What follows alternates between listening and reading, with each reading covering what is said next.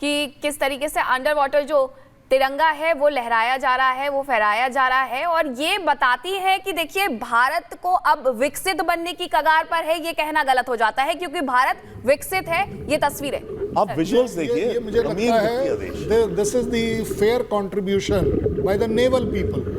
जो नेवी जो है अंडर वाटर आपको ये कर दिखा रही है, अपनी तरफ से देश को ट्रिब्यूट दे रही है। लेकिन मैं ज्यादा बड़ी बात जो दत्ता सर ने बोली कि हम फौज में क्या करते हैं, थोड़ा सा आगे जाने से पहले मैं चाहूंगी कैप्टन श्याम कुमार हमारे साथ हैं, वो इस बारे में बताएं।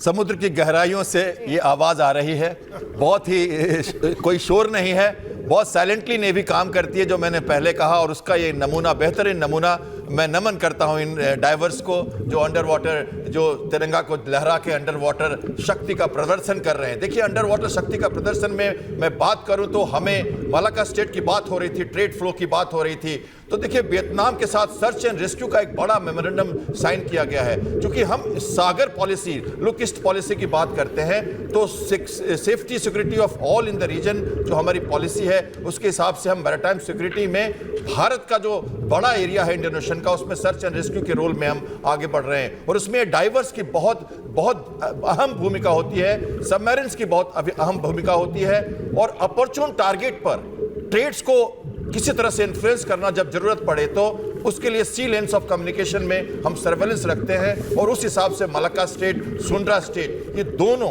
बहुत ही जरूरी है भारत के लिए। और उसके लिए हमने देखिए प्रधानमंत्री का योगदान और हमारी सेना के लिए जो समर्पण किया, उन्होंने आईएनएस अरिहंत को खुद जाके समर्पित किया विशाखापट्टनम से 2016 में, और अभी उन्होंने आईएनएस विक्रांत को समर्पित किया खुद जाके, और 15 जनवरी को इसी साल इसी महीने उन्होंने आईएनएस सूरत, नीलगिरी और बागशीर तीनों को एक साथ मैजगॉन डॉक निर्मित जो शिप्स हैं उनको समर्पित किया। स्कूबा डाइविंग में क्या ये कोई फॉर्मेशन भी बनाई जा रही है? जी देखिए, डाइवर्स जब अंडर वाटर करते हैं तो बहुत तरह की फॉर्मेशंस बनाते हैं। ऐसा कोई फॉर्मेशन निश्चित नहीं होता, ये टैक्टिकल डिस्प्ले नहीं है, ये तरह से देखिए ये सेरेमोनियल डिस्प्ले है, और जो डाइवर्स अपनी क्षमता दिखा रहे हैं। बात सिर्फ इसकी नहीं, बात है कि इतनी इंड्योरेंस, इतना कमाल, इतना जोखिम भरा काम, देर तक अंडर वाटर कैपेसिटी में अपने आप को एक साथ तालमेल के साथ चलना, और अपनी सारी जो उनकी जो काबिलियत है उसको साथ लाके बहुत दूर से बहुत गहराइयों से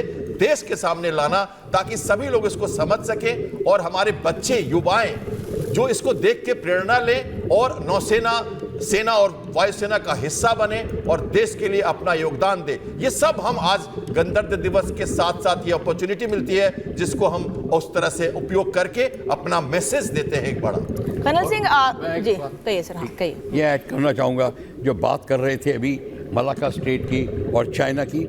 चाइना ऑलरेडी अपना सारा वो आधिपत्य जमाने की कोशिश कर रहा है। इन सब कंट्रीज़, चाहे फिलीपीन हो, साउथ कोरिया हो, ये इनके आइलैंड्स को, इनके फिशिंग एरियाज़ के ऊपर ऑक्यूपाई करने की कोशिश कर रहा है। और लेट शिंजो आबे ने, प्राइम मिनिस्टर ने ये सजेस्ट किया था कि भारत को इस एरिया में इंटरेस्ट लेना चाहिए, लीडरशिप लेनी चाहिए, और एक किस्म से सारी कंट्रीज़ को गठित करके कोऑपरेटिव स्फीयर बनाना चाहिए और जॉइंट सिक्योरिटी होनी चाहिए। That's why quad comes into operation. Bharat quad का मेंबर है, इंडोनेशिया के लिए सजेशन गई है, और बाकी कंट्रीज क्वाड प्लस में आने वाले हैं। तो आप देखेंगे ये एरिया बहुत ही इंपॉर्टेंट हो जाएगा। मलाक्का स्टेट से 80% ऑफ द वर्ल्ड ट्रेड गुजरती है, 60% ऑफ चाइना फ्यूल गुजरता है। चाइना बड़ा इंटरेस्टेड है इस एरिया में, और किसी तरीके से यहाँ पे इंडोनेशिया का रोल, इंडिया का रोल आता है, और अपना जो ट्राई कमांड जो बना, triple service command Andaman Nicobar के ऊपर, उसका रोल आता है। तो यहाँ पे अगेन मैं ये बोलूँगा कि इस एरिया का महत्व बहुत है। चाइना बढ़ रहा है, और हमको इंडोनेशिया, ताइवान, साउथ कोरिया, इन सब देशों के साथ में को प्रॉस्पेरिटी स्फीयर बनाना होगा। इसीलिए शायद अब देखते हैं आगे का। मैं एक छोटा सा बात कहूँ, जो सर कह रहे हैं, ये स्क्वाड की जो पिछली मीटिंग हुई उसमें एक जॉइंट एग्रीमेंट हुआ कि ये चारों देश मिलके कोस्ट गार्ड्स की पेट्रोलिंग करेंगे। वो पहली बार एग्रीमेंट हुई इन चारों देशों के बीच में, right, India, Japan, Australia, US वगैरह की।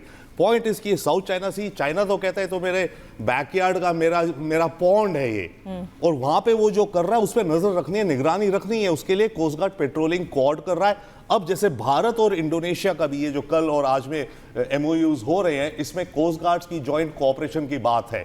तो क्वाड के जो 4 देश है, ये इंडोनेशिया के साथ, फिलीपींस के साथ ये एक तरह का ट्री बनेगा। केवल ये 4 देश ही नहीं है, बट एशिया के जो बाकी देश हैं जो चाइना से पीड़ित हैं वो भी इन क्वाड के साथ कनेक्ट होंगे, ताकि नेटवर्क बढ़े, ताकि आपकी मैरीटाइम पेट्रोलिंग बढ़े। चाइना की सबमरीन्स नीचे हैं, आइलैंड्स, आर्टिफिशियल आइलैंड्स बना रहा है, क्या कर रहा है चाइना, ताकि उसमें सब पहली बात मॉनिटरिंग तो रहे।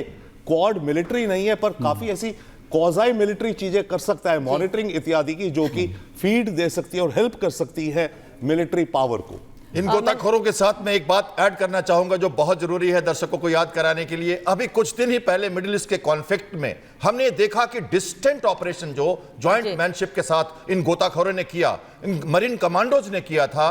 देखिए, जो बड़ा जहाज है स्ट्रेटेजिक लिफ्ट का एयरफोर्स का, उसके ऊपर इनको ले जाना और उसके साथ कई माइल्स दूर समुद्र में, देखिए अफ्रीकन कोस्ट के पास जाके इनको सी में फ्री फॉल के साथ उतारना और फिर पिराट्स को शिप में चढ़ के उनकी रेड करना और उसको छुड़ाना एक बहुत बड़ा काम था, जिसकी प्रशंसा रक्षा मंत्री ने, प्रधानमंत्री ने, पूरे विश्व ने की कि एक बहुत ही प्रोफेशनल अप्रोच था। तो मरीन कमांडोज के साथ आप देख रहे हैं ये गोताखोर जो, और सर आज इन तस्वीरों को देख के बहुत सारे जो हमने गणतंत्र दिवस परेड की तस्वीरें कर्तव्य पथ से देखी, वो तो बहुत सारी चीजें मन में आ ही रही है, लेकिन आज जो हमने अभी स्कूबा डाइविंग की तस्वीर देखी है, मैं उस पर भी कुछ और समझना चाहूंगी आप लोगों से। लेकिन गणतंत्र दिवस के मौके पर बेहद अनोखी तस्वीरें जो सामने आई हैं, पीएम मोदी ने कर्तव्य पथ पर कार्यक्रम से ठीक पहले रास्ते में गिरे कचरे को अपने हाथ से हटा दिया है। बता दें आपको कि 2 अक्टूबर से 2014 से प्रधानमंत्री ने स्वच्छ भारत अभियान की शुरुआत की थी, और वो सिर्फ एक अभियान नहीं है,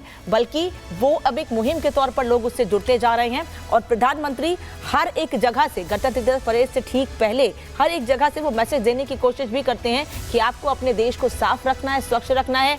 केवल 2 अक्टूबर या कोई एक खास मौके पर नहीं, किसी खास अवसर पर नहीं, आपको हमेशा इस मुहिम से, इस अभियान से जुड़ना है और अपने देश को उसी तरह से सशक्त करना है। क्योंकि देश को मजबूत करने के लिए हमारी सेना का पराक्रम और शौर्य मीनाक्षी जितना जरूरी है, उतना जरूरी ये भी है कि देश को स्वच्छ रखे। एक मैसेज जाता है इससे।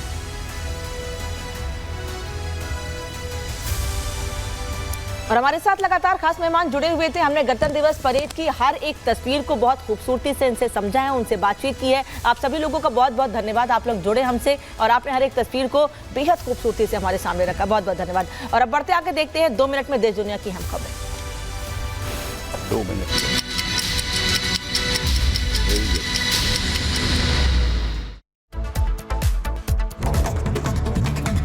देश में देखिए 76वें गणतंत्र दिवस की धूम। कर्तव्य पथ पर भारतीय जवानों ने की परेड, वहीं कलाकारों ने पेश की शानदार प्रस्तुतियां। इंडोनेशिया के राष्ट्रपति प्रबोवो सुबियांतो रहे मुख्य अतिथि। ध्वजारोहण के दौरान दी गई 21 तोपों की सलामी के लिए 172 फील्ड रेजिमेंट तैनात। लेफ्टिनेंट कर्नल सबीर कौशिक की अगुवाई में दी गई सलामी। तोपों की सलामी के बाद ध्वज फॉर्मेशन की पहले झलक आई नजर। आसमान में लहराया भारतीय वायुसेना का ध्वज। हेलीकॉप्टर से की गई पुष्प वर्षा, दर्शकों का अभिवादन। जनरल भवनीश कुमार ने किया परेड का नेतृत्व। दूसरी पीढ़ी के सैन्य अफसर है भवनीश कुमार। ऑपरेशन रक्षक के तहत द्रास में दी हैं सेवाएं। कर्तव्य पथ पर डीआरडीओ का प्रलय, कई अत्याधुनिक हथियारों का किया प्रदर्शन। हथियार प्रणाली का डॉक्टर आर श्रीनिवासन ने किया नेतृत्व।